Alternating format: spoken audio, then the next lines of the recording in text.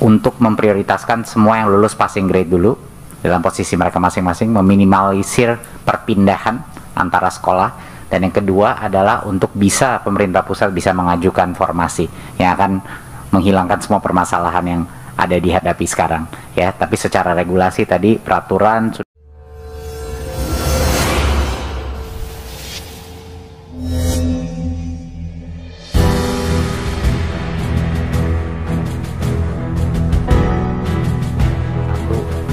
untuk memprioritaskan semua yang lulus passing grade dulu dalam posisi mereka masing-masing, meminimalisir perpindahan antara sekolah, dan yang kedua adalah untuk bisa pemerintah pusat bisa mengajukan formasi yang akan menghilangkan semua permasalahan yang ada dihadapi sekarang ya. Tapi secara regulasi tadi peraturan sudah dengan pagu di setiap DAU harusnya sudah jelas, tetapi kami mengantisipasi agar tidak kita mengalami isu-isu seperti ini lagi, kita sederhanakan saja prosesnya, dan ini yang sedang kami lakukan bersama dengan Pan RB gitu. Jadi harapannya ke depannya guru-guru mutasinya diminimalisir, guru-guru yang lulus passing grade mendapat prioritas, mereka nggak ketinggalan padahal mereka sudah passing grade, dan isu dengan formasi di daerah itu bisa didukung dari pusat pemilihan atau penentuan formasinya.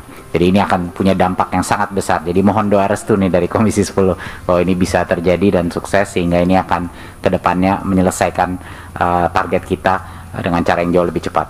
Oke, terakhir duluan, mungkin saya mengulang lagi. Saya akan setuju sama beliau kalau memang kata-katanya itu betul, tapi kebetulan saya tidak pernah pun tolong cari satu pun video di mana saya menjanjikan 1 juta guru P3K. Tidak ada satu pun ucapan saya selama 2 tahun untuk menjanjikan 1 juta guru P3K. Yang saya janjikan adalah kita punya cukup kapasitas anggaran sampai dengan 1 juta, tapi harus lolos seleksi dan formasi. Itulah yang saya bilang. Jadi saya kira-kira 10 sampai 20 kali saya mengulang bahwa kalau tidak lolos, kalau cuma 20% yang lolos, ya cuma 20% dari 1 juta. Kalau cuma 50% yang lolos, cuma 50%. Itu dari awal saya mengulang 10 sampai 15 kali. Tolong diingat lagi nanti kalau ada rekaman. Silakan Bapak dari Gorontalo kalau bisa melihat rekaman saya, mungkin belum hadir di rakar-rakar sebelumnya, silakan dipantau dulu. Kedua, ini semua kenapa semua izin lewat pimpinan, izin Pak, bisa saya teruskan? Ya. Terima kasih. Oke. Ya, itu informasi bukan dari saya Pak ya.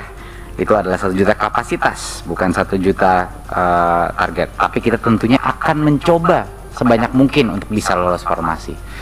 Jadi sekarang semua per-isu mengenai yang P3K itu sebenarnya kesimpulannya sangat sederhana. Kalau kita berhasil memperjuangkan guru induk masuk di posisi yang lolos PG tapi belum dapat formasi, dapat dulu formasi, diprioritaskan. Dan kalau misalnya formasi itu kami bisa menentukan formasinya kira-kira 80 atau 90% dari permasalahan yang diutarakan hari ini bisa selesai. Tentunya ada beberapa isu-isu lain seperti sekolah swasta dan lain-lain yang masih perlu dipertimbangkan, dan itulah salah satu kenapa kita prioritaskan dulu guru-guru negeri, guru-guru induk di dalam sekolah negeri. Itu kan akan menyelesaikan sebagai masalah. Tapi tentunya kita tidak boleh menutup kesempatan untuk guru dari luar untuk ingin mencoba masuk. Seperti samanya kita melanggar undang-undang kalau orang-orang non dari luar PNS itu boleh menjadi PNS, ya kan, sama saja aturannya.